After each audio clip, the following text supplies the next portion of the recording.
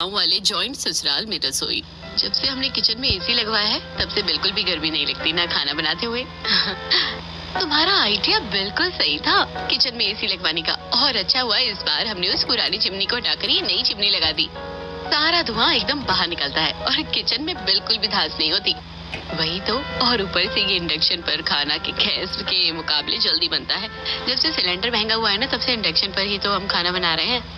लो, बात करते करते ओवन में केक भी तैयार हो गया। अब मैं जल्दी से खाना लगाती हूँ, तुम भी सबको बुला लो। आकांक्षा सारा खाना एक एक कर डाइनिंग टेबल पर लगाने लगती है, तो वहीं अनामिका सभी को आवाज देकर बुलाती है और अब सब एसी की ठंडी हवा में डाइनिंग टेबल पर बैठकर खाना खाते हैं। आज भी खाने में तुमने ये नूडल्स, सैंडविच और यही सब बनाया है। अरे कभी सादा सिंपल खाना भी बना लिया करो। 2 दिन से रोटी सब्जी तो खा रहे थे, एक दिन हमारी पसंद का खाना क्या बना लिया। आप लोगों का तो मुंह ही बन गया। तुम औरतों से कुछ कहना और भैंस के आगे बीन बजाना, दोनों बिल्कुल एक जैसे हैं। खैर छोड़ो। वैसे अनुराग, तुझे माँ के हाथ की वो लहसुन और लाल मिर्च की चटनी याद है? कितनी बढ़िया लगती थी ना, साथ में गर्मा गर्म चूल्हे पर सेकी हुई रोटी, और उस पर ढेर सारा घी। अरे गांव के खाने की बात ही अलग होती है। गांव के खाने को तो कोई खाना टक्कर ही नहीं दे सकता। पापा, गांव का खाना इतना टेस्टी होता है। माँ, आप भी हमारे लिए गांव का खाना बनाओ ना। क्या कहा, गांव का खाना?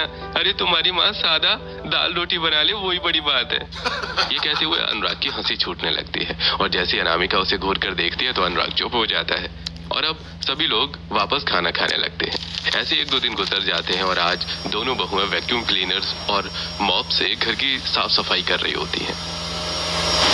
गर्मी में तो कुछ काम करने का मन ही नहीं करता। अच्छा हुआ कि हमने ये वैक्यूम क्लीनर ले लिया, 5 मिनट में पूरे घर की सफाई हो जाती है। दोनों बहुएं आपस में बातें करते हुए तकनीकी चीजों से घर की सफाई कर रही होती हैं। तभी पड़ोस में रहने वाली विमला, जो कुछ समय पहले ही गांव से लौटी थी, वो उनके लिए बड़ा सा थैला भरकर ढेर सारी हरी सब्जियां और साथ में गुड़ लेकर आती है। अरे हुआ नहीं तुम दोनों का काम, ये सब छोड़ो। ये देखो, गांव से आते हुए मैं तुम दोनों के लिए क्या क्या लेकर आई हूँ। इस थैले में खेत से थोड़ी ताजी ताजी सब्जियां हैं, टिंडे, गोभी, मटर, सब कुछ है। और इसमें तुम लोगों के लिए गुड़ है। रोज गुड़ की चाय पीना सेहत के लिए काफी अच्छा होता है। आंटी जी, इसकी क्या जरूरत थी, हम सब्जियां मॉल से ले लेते हैं और शहद मेडिकल से।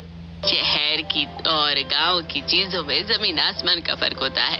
ये गांव की शुद्ध ताजा चीजें हैं जो तुम्हें शहर में डबल पैसे देने पर भी नहीं मिलेगी। थैंक यू आंटी जी, जो आपने हमारे लिए इतना किया। लेकिन हमें सच में ये सब नहीं चाहिए। पता नहीं गांव के लोग कैसे कैसे गंदे हाथों से इन सब चीजों को तोड़ते हैं। चलो कोई बात नहीं, अगर तुम्हें नहीं चाहिए तो, लेकिन याद रखना तुम्हारे घर में जो भी राशन आता है ना, सब गांव के खेतों से ही आता है। तो इतनी घिन करना सही नहीं है, वरना कहीं ऐसा ना हो कि जिस शहर की जिंदगी पर तुम लोग इतना इतराते हो ना, वो जिंदगी तुमसे छिन जाए।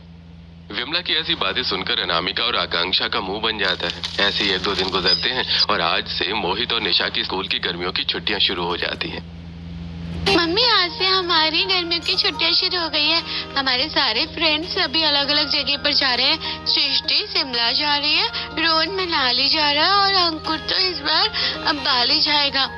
हमें भी कहीं घूमने ले चलो ना। लास्ट गर्मी की छुट्टियां हमने घर पर ही बिताई थी, लेकिन इस बार हमें घूमना है।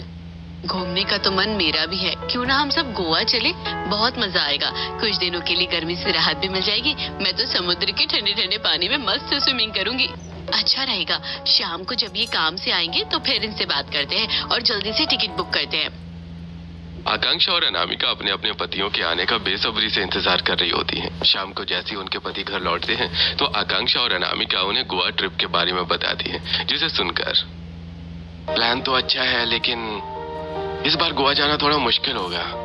नाना करते भी 1 से 1.5 लाख का खर्चा आएगा और कुछ समय से हमारी दुकान ठीक से नहीं चल रही है, तो कहीं और का प्लान बनाते हैं। कितना मन था गोवा जाने का, और आप लोगों के पास पैसे नहीं है। अगर गोवा नहीं जाएंगे तो फिर कहाँ जाएंगे गर्मियों की छुट्टियों में? एक काम करते हैं, हम इस गर्मियों की छुट्टियों में गांव चलते हैं। बाबा भी कब से हम सबको याद कर रहे हैं। 3 साल पहले हुआ था गांव जाना, तब से अभी तक गई नहीं है। भाभी भी तुम दोनों को बहुत याद करती हैं। हम लोग गाँव जाएंगे? मैंने कभी गाँव नहीं देखा। पापा, मुझे पूरा गाँव घुमाना। आप लोगों का दिमाग तो खराब नहीं हो गया है? इतनी गर्मी में आप हमें घुमाने के लिए गांव ले जा रहे हैं? अरे वहाँ कितनी धूल मिट्टी होती है और गंदगी की तो पूछो ही मत। ऊपर से आप लोगों का 10 से 12 लोगों का परिवार है। ऐसा लगता है कि घर नहीं बल्कि चिड़ियाघर में आ गए हैं। इतनी गर्मी में हम तो नहीं जाने वाले जॉइंट फैमिली के ससुराल। देखो, चलना है तो तुम्हें गांव ही चलना होगा, और जगह के लिए हमारे पास इतने पैसे नहीं है। 4 दिन का टाइम दे रहे हैं, सोच कर बता देना। गांव जाने के नाम से आकांक्षा और अनामिका दोनों का ही मुंह बन जाता है। ऐसे ही अगले दिन बाहर से गर्मी से आकर एक गिलास ठंडा पानी मिल जाए, बस सारी गर्मी दूर हो जाती है मेरी तो। शहर में है इसलिए फ्रिज का ठंडा पानी मिल जाता है, लेकिन अगर गांव जाएंगे तो फिर वहाँ क्या करेंगे? और आपको तो सिर्फ ठंडा पानी पीने की आदत है। तुम उसकी चिंता मत करो, गांव में मटकों का पानी इससे भी ठंडा होता है। नमन की बात सुनकर आकांक्षा मन मोड़ कर चली जाती है। वहीं रात में जब अनुराग सोने के लिए कमरे में आता है, अरे तुमने अभी तक एसी ऑन क्यों नहीं किया? वो हम लोग गांव जा रहे हैं ना, और गांव में तो एसी होता ही नहीं है। सभी को गर्मी में सोना पड़ता है, इसलिए बस उसी की आदत बना रही थी। अच्छे से पता है मुझे कि तुम ये क्यों कर रही हो, ताकि मेरा मूड बदल जाए। लेकिन ऐसा नहीं होने वाला, गांव तो हम जाकर ही रहेंगे। 2 बहुओं की कई कोशिशों के बाद भी उनके पति नहीं मानते। यहाँ तो हम एसी की ठंडी हवा में खड़े होकर बिना परेशान हुए खाना खा लेते हैं, लेकिन गांव में क्या होगा? तो अभी से बहुत टेंशन हो रही है, क्या करें? इसी तरह कुछ दिन गुजरते हैं और अब नमन और अनुराग गांव जाने के लिए ट्रेन की टिकट बुक कर लेते हैं। आज पूरा परिवार गर्मियों की छुट्टियां बिताने के लिए ट्रेन से गांव जा रहा होता है। कहाँ सोचा था कि गर्मियों की छुट्टियों में गोवा जाऊंगी और गोवा वाले बीच सॉन्ग पर डांस करके रील बनाऊंगी, लेकिन यहाँ तो सीधा गोवा से गांव का सफर तय हो गया। कुछ घंटे का सफर तय करके पूरा परिवार सहारनपुर नामक छोटे से गांव के रेलवे स्टेशन पर पहुंचता है और अब वो लोग घर के लिए सीधा बैलगाड़ी लेते हैं। इसमें तो बहुत मजा आ रहा है ना निशा? अरे कई सालों के बाद बैलगाड़ी में बैठे हैं, बचपन की यादें ताजा हो गई। बच्चों और पतियों को बैलगाड़ी में बैठकर मजा आ रहा था, तो वहीं ऊबड़ खाबड़ रास्ते की वजह से बार बार आकांक्षा और अनामिका को कमर में झटके लगने लगते हैं। मुझे ऐसा क्यों लग रहा है कि घर पहुंचने तक हम दोनों की कमर की हड्डियों का कुछ उम्र बन जाएगा। हे भगवान, देश की इतनी तरक्की हो गई, लेकिन इन गांव की सड़कों की अब तक तरक्की नहीं हुई। कुछ देर में वो सब लोग घर पहुंच जाते हैं, जहां आकांक्षा और अनामिका का काफी बड़ा जॉइंट परिवार वाला ससुराल उन सबका स्वागत करता है। आ गए तुम लोग? पता है हम सुबह से तुम्हारा इंतजार कर रहे थे। मेरे नन्हे नन्हे से बच्चे कितने बड़े हो गए। पता है दादी ने तुम लोगों के लिए ढेर सारी चीजें बनाई है। तुम दोनों को अपने परिवार का ख्याल है या नहीं? शहर जाकर क्या बस गए हो तो वहीं के हो गए हो। अरे मुझे बुढ़िया का तो ख्याल रख लेते। अगर मैं कल को मर जाती तो क्या मेरी 13वीं बारात है आलू पूरी खाने के लिए? अरे दादी, आप भी ना 100-200 साल वाली बात अभी क्यों करनी, अभी तो आपको बहुत जीना है। चलो भाई, अगर बातें हो गई हो तो अंदर चलते हैं। अब सभी लोग अंदर आकर बैठ जाते हैं, तो वहीं पायल और नंदिनी उन लोगों के लिए गिलास में मटके का पानी लाती हैं। लेकिन इससे पहले बच्चे उस पानी को पीते कि तभी अनामिका, अरे नहीं नहीं, ये पानी रहने दो। वो क्या है ना, इन्हें मिनरल वाटर की आदत है। लो बच्चों, मेरे पास एक बॉटल रखी है, तुम ये पानी पी लो, मैं बाद में तुम्हारे लिए और मंगवा दूंगी। अनामिका का ऐसा बर्ताव उसकी नंद को बिल्कुल भी अच्छा नहीं लगता। वहीं अब सब एक साथ बैठकर बातें करने लगते हैं और इसी तरह शाम का वक्त हो जाता है। अब घर की सारी औरतें एक साथ मिट्टी के चूल्हों पर खाना बनाने के लिए बैठी हैं। आज तो खाने में ढेर सारी चीजें मिल रही है।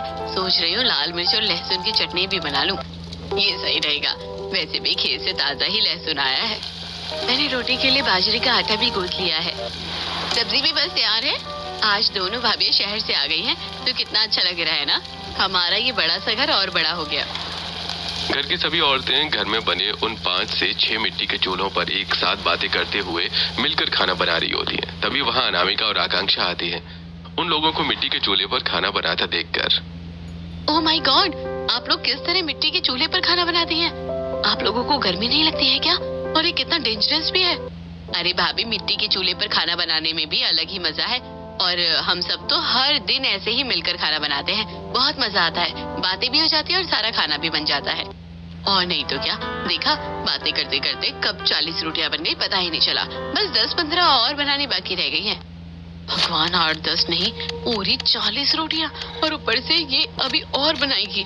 सब्जी भी कितने बड़े पतीले में बना रही है ये लोग। इनका पेट है या कोई कुआं है? अनामिका मन ही मन सोच रही होती है कि तभी वहाँ उनकी दादी सास ममता आती हैं और अनामिका और आकांक्षा को जीन्स टॉप पहने हुए देखकर। शहरी लोगों ने तो सारे संस्कार ही बिगाड़ दिए हैं। ये कैसी बेशर्मी वाले कपड़े पहने हैं तुमने? उस वक्त मैंने ध्यान नहीं दिया था, लेकिन अब देख रही हूँ। घर के बाहर तुम्हारे ससुर और जेठ बैठे हैं, देखेंगे तो क्या बोलेंगे। जाओ, जाकर कपड़े बदल लो और सर से पल्लू मत हटाना। दोनों काफी डर जाती हैं और ना चाहते हुए भी अपने मॉडर्न कपड़ों को बदलकर साड़ी पहनकर सिर पर पल्लू रख लेती हैं। कुछ देर में खाना बन जाता है और अब घर की सभी औरतें मर्दों को आंगन में खाना परोसने लगती हैं।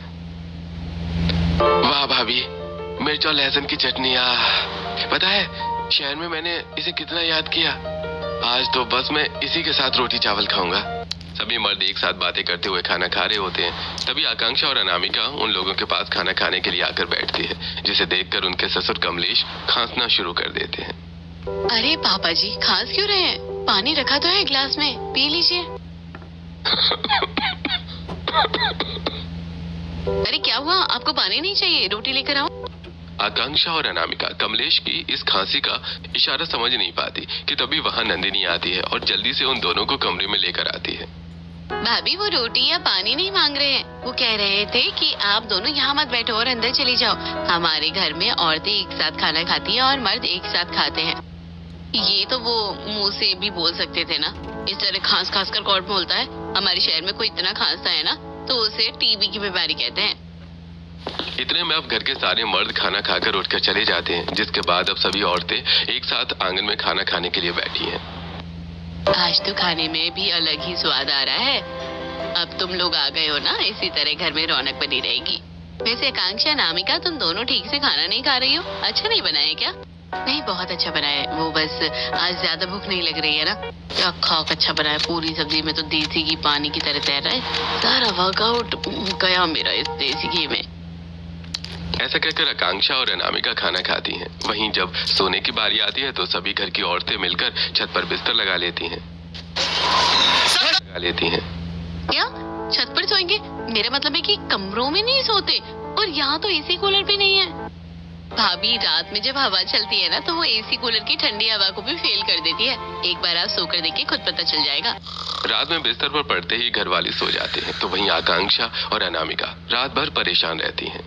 इन लोगों को नींद कैसे आ रही है? मेरे तो पसीने निकलना ही बंद नहीं हो रहे हैं। बस अब जल्द से जल्द गर्मियों की छुट्टियां खत्म हो। वो दोनों रात गुजारती हैं और एक दिन में ही वो अपने इस गांव वाले जॉइंट फैमिली के ससुराल से काफी परेशान हो जाती हैं। कोई भी बहाना लगाओ, लेकिन हमें फौरन यहाँ से वापस शहर ले चलो। मैं यहाँ पागल हो जाऊंगी। अरे अभी तो हमें आए हुए ठीक से 2 दिन भी नहीं हुए और तुम वापस जाने की बात कर रही हो। अनामिका अनुराग का नाम लेकर बार बार उस पर गुस्सा करने लगती है। तभी वहाँ सरिता आ जाती है और जब वो अनामिका मुंह से अनुराग का नाम सुनती है तो तुझे किसी ने सिखाया नहीं? पतियों का नाम नहीं लेते, अच्छी बात नहीं होती। अनुराग जहाँ अनामिका को चिढ़ाने के मूड से देखकर हंसता है तो वहीं अनामिका और ज्यादा चिढ़ जाती है। अब घर में सभी एक एक कर नहा धो लेते हैं। इसके बाद अब बारी आती है नाश्ता बनाने की। क्या कहा? हम लोग नाश्ता बनाए? बहू, खाना बनाना नहीं आता क्या तुम दोनों को? क्या शहर में बस लाली पोता ही करते थे? नहीं नहीं, आता है ना, लेकिन ये तो मिट्टी का चूल्हा है और हम तो इंडक्शन पर खाना बनाते थे।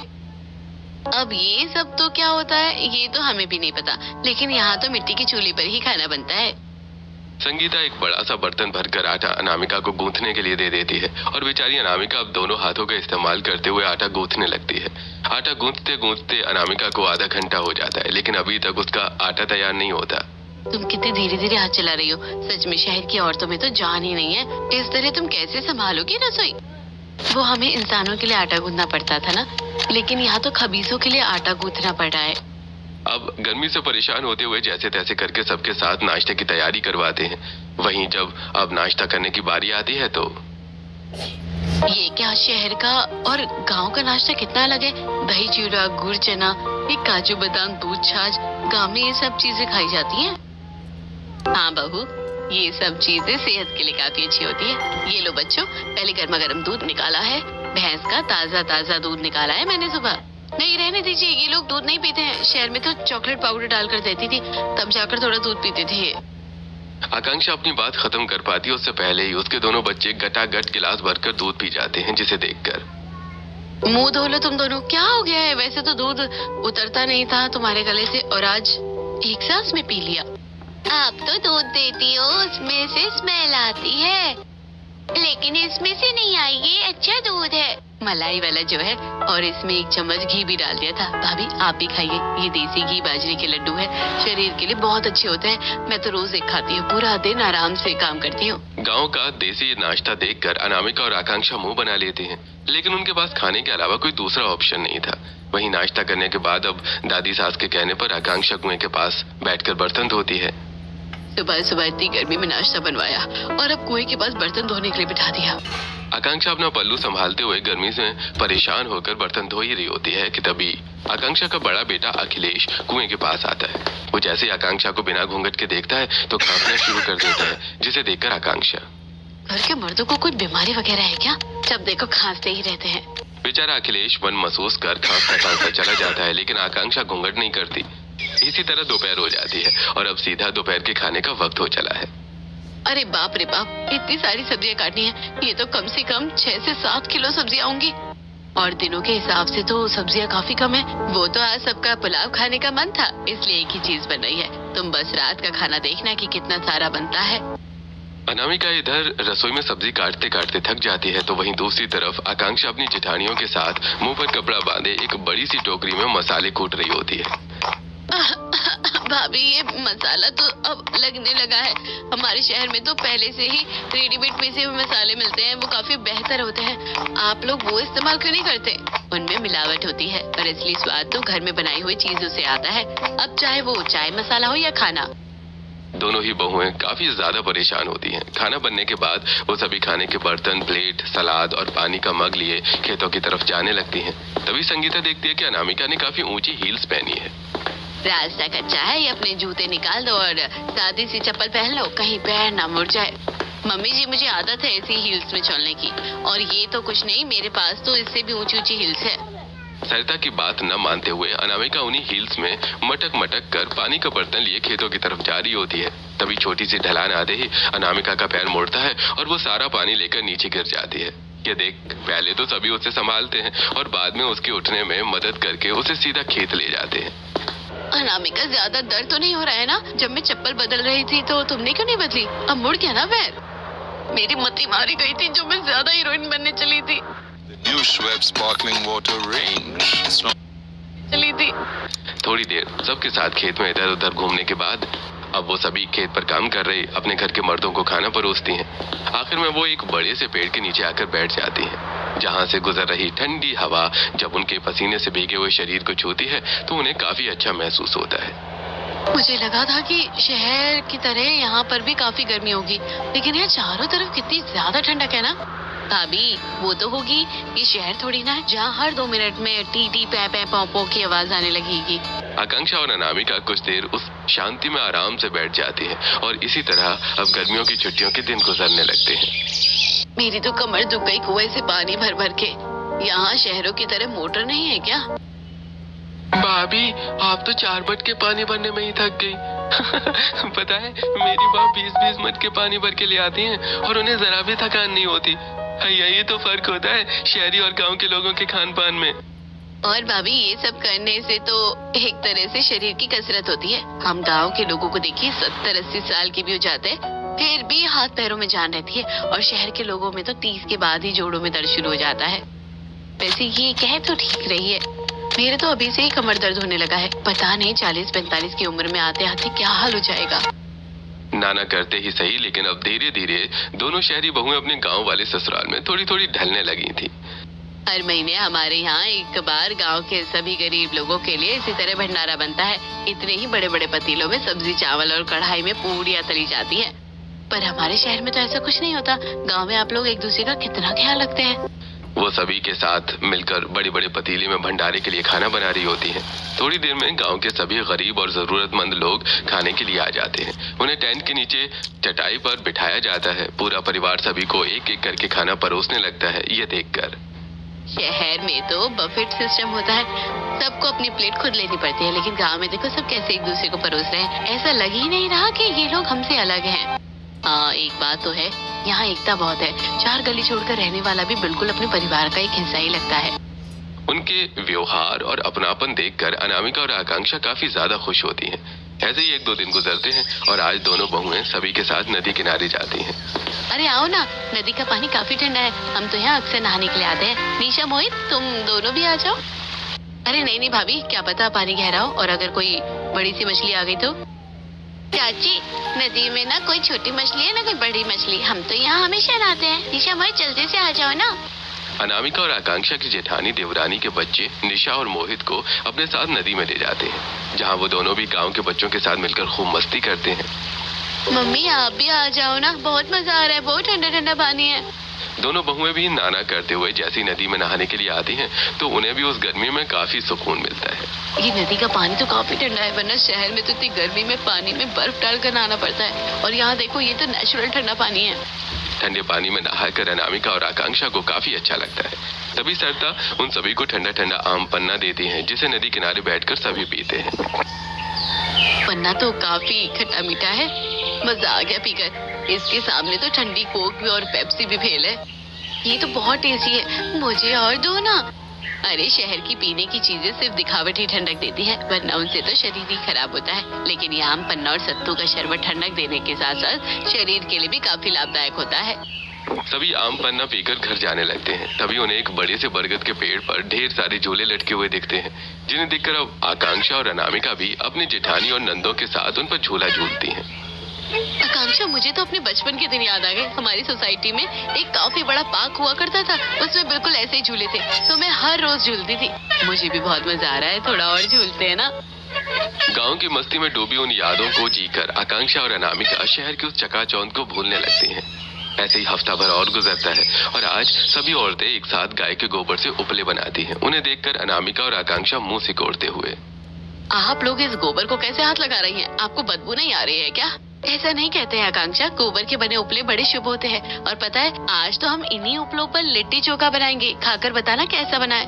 आप गोबर पर लिट्टी चोखा बनाएंगी? हम नहीं खाएंगे, मुझे तो इसे छूने से घिन आ रही है, तो इस पर बनी चीज कैसे खाऊंगी मैं? अभी तो आप ये कह रही है कि लेकिन जब गर्मा गर्म लिट्टी चोखा, वो भी भर भर के घी डाला हुआ आपके सामने आएगा ना, तो फिर आपको कुछ याद नहीं रहेगा कि ये किस पर बना है और किस पर नहीं। अब जल्दी जल्दी सभी औरतें ढेर सारे गोबर के उपले बना देती हैं और बाद में उन्हीं उपलों की आंच पर लिट्टी सेकती हैं। जब खाने ये ना बहुत स्वादिष्ट है, ये लीजिए, मैं अपने हाथों से खिलाती हूँ आपको। मिट्टी के चूल्हे पर बना खाना खा लिया वही बड़ी बात है, पर इस गोबर पर बना खाना नहीं खाऊंगी। भाभी, एक बार खाकर तो देखिए, बहुत ही स्वादिष्ट होता है। अकाउंटेंट की जॉब रेडी है।